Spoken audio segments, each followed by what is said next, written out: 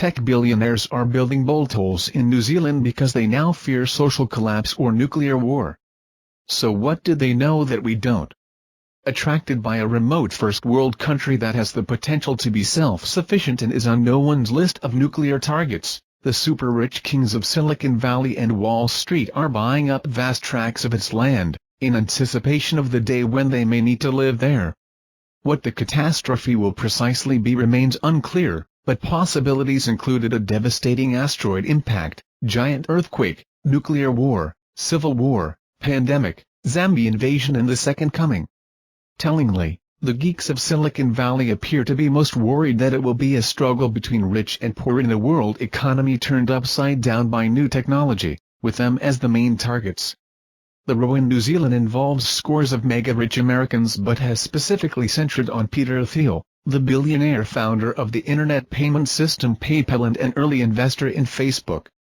Thiel, a libertarian supporter of Donald Trump, paid $10 million for a 477-acre lakeside estate in the country's beautiful but isolated Southern Alps, which provided much of the staggering landscape in the Lord of the Rings and Hobbit films. Amid a public outcry over the invasion of U.S. internet and finance billionaires, the New Zealand government has released papers detailing the exceptional circumstances under which the American tycoon was quietly given a New Zealand passport. It is difficult to understand how this complied with the rules, including one that insists foreigners must live there for 3 years beforehand. Mr. Thiel has gushed about his great pride in his new citizenship and how he has found no other country that aligns more with my view of the future. Perhaps what he really meant was exposed, after one of his Silicon Valley chums, the venture capitalist Sam Altman, revealed that, at the first sign of global disaster, he and Thiel would fly to New Zealand.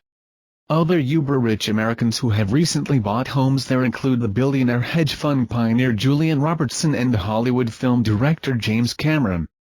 Local estate agents say their U.S. clients rarely intend to live in New Zealand, but cite reasons for their purchases such as the toxic presidential election and the spate of mass shootings in America.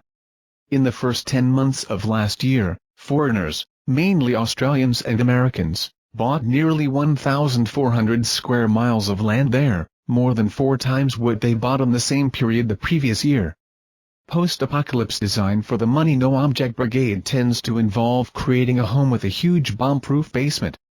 The home must be self-contained, not only off the grid, with its own power and water supplies, but with tanks for raising tilapia, a hardy, fast-growing fish, to eat, and facilities in which to grow vegetables hydroponically without soil.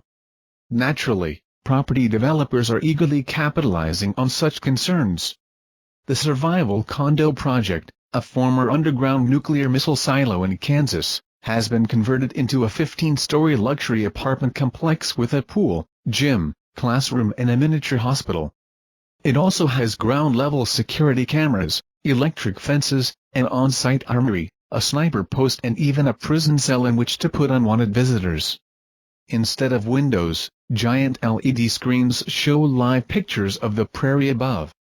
Its creators, who've sold 14 Albanian leks of the $3 million homes and are developing a string of new sites, say it can sustain 70 people indefinitely. That is, as long as they can put up with living in what a visitor compared to a well-furnished submarine, silent and rather oppressive. Project boss Larry Hall says he gets more phone inquiries every time North Korea tests a bomb. His team promised to send a Pit Bull VX armored truck to collect a resident from within a 400-mile radius of the silo. But why are the country's most privileged people, protected by immense wealth, quite so in fear? For it is believed that at least 50% of Silicon Valley billionaires have taken out so-called apocalypse insurance by finding a refuge at home or abroad. Reluctant to admit the truth, they often describe it as a holiday home, so it's difficult to know whether or not Facebook founder Mark Zuckerberg bought a 750-acre estate in Hawaii just in case.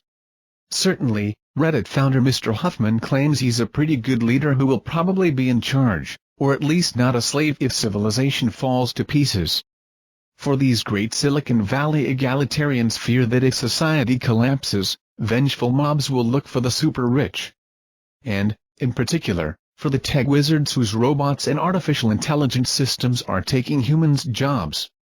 A critic might ask why, if they're so alarmed by a battle between rich and poor, they don't stop wasting their billions on stockpiling armories and islands and spend it helping the less fortunate. But then what sort of red-blooded tech king wants to sign the sheik to charity when they could splash out on helicopters, Ducati motorbikes and an assault rifle for every family member? It's easy to laugh at the obscenely rich finding grotesque new ways to waste their money.